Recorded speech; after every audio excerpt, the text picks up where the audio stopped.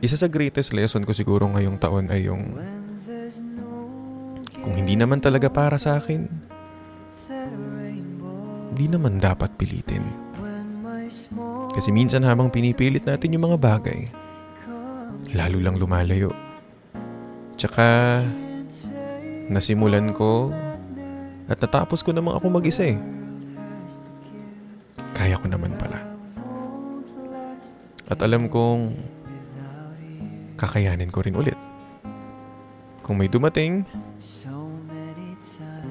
edi salamat.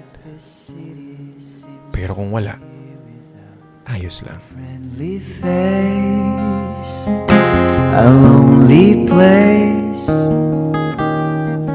It's nice to know